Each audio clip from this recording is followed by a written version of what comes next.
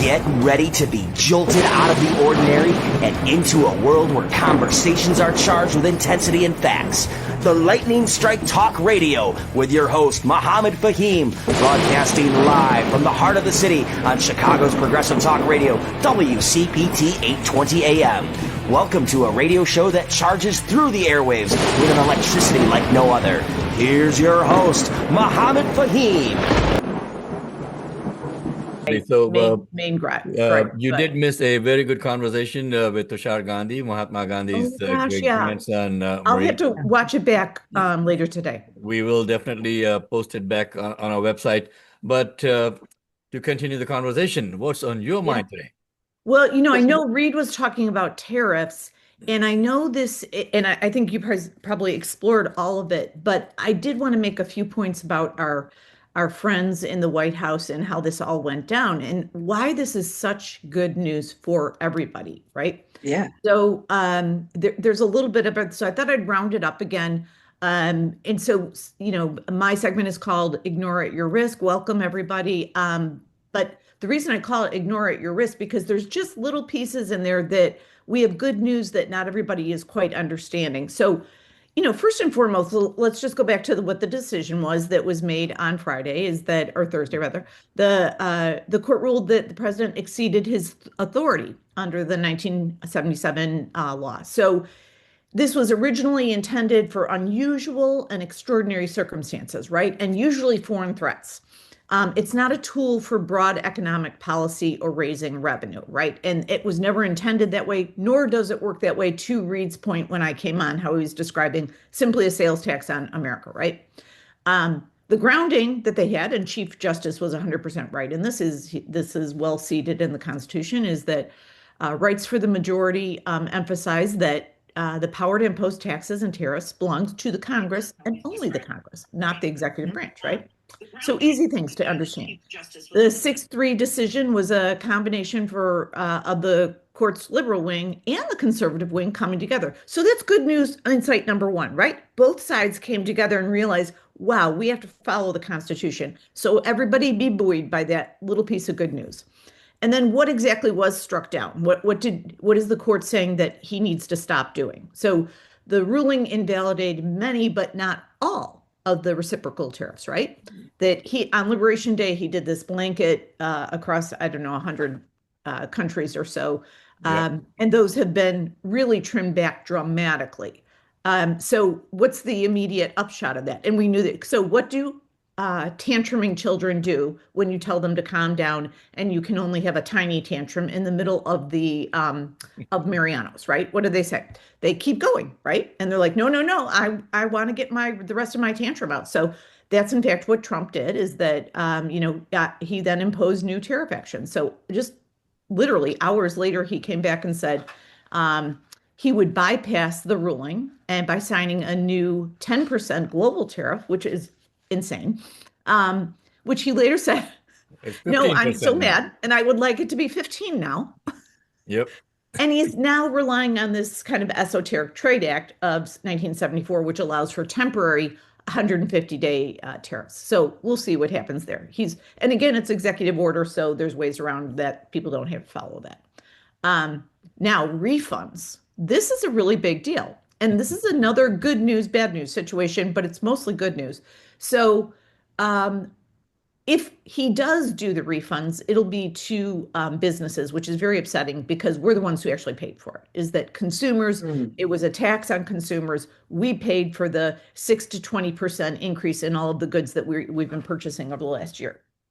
But if it goes anywhere, it'll go back to the companies and the businesses, right? But the good news in here is that he was embarrassed in front of everyone. He will think twice about it again. And now the businesses are kind of back on the side of consumers, meaning that this was embarrassing for everybody. It was embarrassing for the country. It was embarrassing for business. It was embarrassing for consumers and hurt consumers a lot. So it created some consolidation on the people of America. Not I still believe we're, top versus bottom in a lot of ways, but this is making businesses really think through their policies too. So I think there's good news in there. So what is the political fallout? It's a lot, right? This is the super good news. I don't like to see anyone fail, but this is good news because this just shows that his power is limited, right? So President Trump criticized the ruling, called it a disgrace and unpatriotic. He had all kinds of choice words. But conversely, some of the Republicans, Democrats suggested the new tariff, like the old ones, would face congressional challenges. So here he is at odds again, and it's going to take time for that to happen. So now where we're at, I think, is overall great news, is that we can see that this Supreme Court will defy him. We can see that they'll follow the Constitution, albeit still very conservatively. And that we also see that it helps the rest of the world come together, meaning the rest of the foreign relations world. But then in the US, we're seeing, wow, it was bad for businesses, it was bad for consumers. What does this guy hope to accomplish? So what happens with all that money? So that money is out there. And Scott Bessent, made a ridiculous comment on a talk show. He said, yeah, no consumers are ever going to see that money, but I'm sure some companies will. And just on its face, the fact that he doesn't understand how that sounds, it better encapsulates this bottom versus the top journey that we're having right now. So I think it just solidifies independents and Democrats together for the 2026 elections and then the 28. So largely good news, right? My second topic today is a whopper, right? Because we've got this infuriates me. So let me start there. Is that super PACs infuriate me. Bully PACs like APAC, United Democracy Project, Electing Chicago Women, Illinois Future, all of these PACs, super PACs that are funded by bully PACs like APAC and their affiliates, they're spending, just as a big number out there, overall in Illinois, they're spending $10 million. And I want to frame that for everybody. I've talked to a lot of oncologist researchers that $10 million could mean that over a 5-year period that we have a curative treatment for one cancer. There's 180 cancers. We could have one curative treatment put together. So just think and the $2 billion we spend on presidential campaigns, think of how many cancers we could cure from that. So I just want to frame that. $10 million on Chicago, APAC is spending to character assassinate and to support their candidates. So, but we have two other kind of nasty characters coming in. Crypto, which is their name is Fair Shake. Their PAC name is Fair Shake in the Chicago area. They're spending $2 million to support their candidates because their goal with APAC, their goal is to allow for unconditional support of Israel. Unconditional, no matter what. They could murder everybody today and we'd be, supporting them. Crypto's unconditional requirements are that you support crypto and don't regulate them. So they're spending $2 million to assure that new members of Congress get in that they like, just like APAC, the ones that they like. And then there's another character, AI, it's called the Think Big PAC, and they're spending $1.2 million overall in the Chicago area. A little bit downstate too. So let's talk about how that impacts the Senate race. So right now there's an anti-Raja PAC out there that's a consortium group that's reportedly spending up to $500K against him because of his relationship with MAGA donors. So that's their reason for being. The pro-Juliana PAC, there's a couple of them. She has a super PAC called Level Up that she built knowing that she would go in, and that has a lot of APAC donors and corporate donors. So let's break that down a little bit.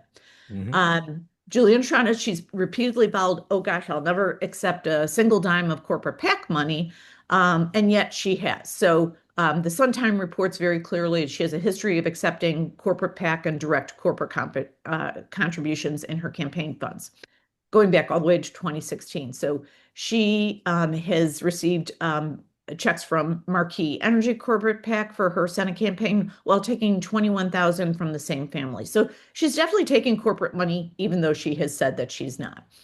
And in her super PAC, there's another $46,000 from various corporations. And then in the PAC that Juliana was So they made it for her, which is called the Illinois Future PAC. It's Governor Pritzker put $5 million into it, and then there's up to another $5 million from APAC donors that will be giving to her. And then obviously she's comfortable with all this because she refuses to take the pledge to never take APAC or affiliate. So all of those PACs that we talked about earlier, she's happy to take that money. And when I say take it, she's not coordinating, she's following the law. She's not coordinating with them, but those super PACs act on their own and either go after her opponents or support her. So it is as if she is taking the money, but she's not taking it directly. It goes through the corporate PAC. So the Senate race has somewhere between 10 to 12 million overall circulating around APAC and corporate money that in fact is impacting that race primarily to support Giuliano, but also Raja. Okay. Robin Kelly has made the 2-PAC. She will not take any corporate money, and Robin has also committed to never taking any APAC or APAC affiliated money. So that's the Senate race, just reeking of APAC money. Illinois 9, wowza. Yeah, same thing going on. So Laura Fine is receiving about 2 million in ads from APAC affiliates. Looks like about half of that money, so about $1 million, is to support her in a positive way, and then to go after Dan Biss and a few other people in the race. For Biss is receiving an often affiliate of APAC, which is 314 Science Action. So sounds like it's about science. It's actually APAC money that gets funneled into a smaller PAC called 314 Science. And that's just to support him. There's no negative support going on there, but it is to support him, and it's APAC money. So Illinois 8, wow, it's a whopper there too. So Melissa Bean, who has been designated before and for all time, is she was in Congress back in 2008. They called her Wall Street's favorite Democrat, right? Because she took so much corporate PAC money. Now, one of the APAC sub-PACs, their name is Electing Chicago Women. So folks, when you see that on the bottom of the ad in Illinois 8, Electing Chicago Women is simply APAC. And also this AI super PAC that's called Think Big, they're spending collectively right around 1.8 billion on Melissa Bean. So she's both a corporate AI supported, but APAC supported candidate. So maybe you look at all the other candidates in that race.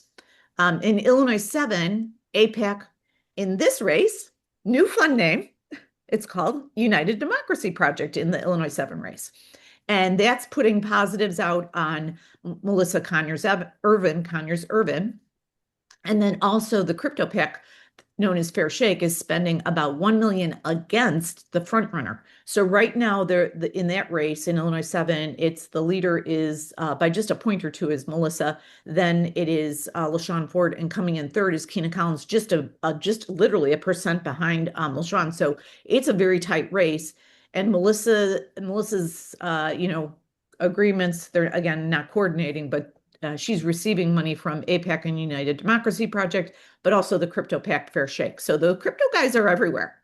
And then finally, in Illinois 2, and this is an interesting one because there was a real consequence for this candidate's actions. So APAC and the sub-PAC called Affordable Chicago Now is spending $868,000 for Donna Miller, who is running in Illinois 2.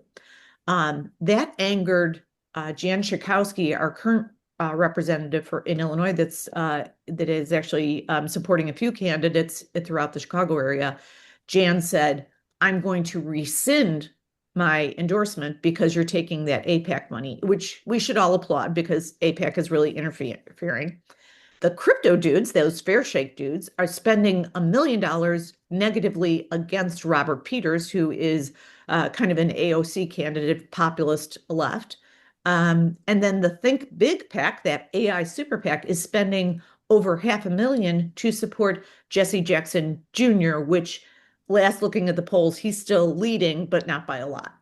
So these totals, I'm just going to share the totals again. So in the race for U.S. Senate, there's something like 10 million running around that race that is from APAC related, and then some other anti-Raja PACs. And then throughout the Chicago area, the crypto dudes known as Fair Shake are spending 2 million. And then the AI pack, which is known as Think Big, is 1.2 million. So what does that tell us? Folks, look at those ads. And when you see names like Electing Chicago Women, Affordable Chicago Now, Illinois Future, United Democracy Project, know that they are bully PACs, and the candidates they are supporting should not be supported. So if they're going positive for Laura Fine, maybe look at her stances, because you're probably not going to agree with all of them. Similarly in Illinois 8. So do your research, know these PACs. They operate in a very dark way, and understand all that as you make your decisions moving forward. But that is where we're at right now. Next week, we're going to look at all the polls surrounding all these races, because they're all starting to tighten. And we'll also have a candidate, an independent candidate in Illinois 4. So Illinois 4 right now is represented by Chuy Garcia. And during the primaries, some, kind of standard Chicago behavior. His chief of staff was, they circulated petitions for her. Yeah, Patty Garcia, no relation. They both have the same last name. She was effectively anointed, because what happened was Chuy decided to step down the last day of petitions, so nobody could get in and get their petitions in. So Patty was anointed as the current nominee for the Democratic nomination. Now, that didn't stop a couple of other candidates. So Byron Cicho Lopez, the 25th Ward Alderman, decided he would again. He's been in Chicago politics for 10 years, and he is going to run as an independent. So he's going to come and visit and talk about that race. I think that will be an interesting one. So those are all the things, folks. If you want to learn more about super PACs and dark money and all the things and bully PACs, I'm going to talk about it again this week in my Substack.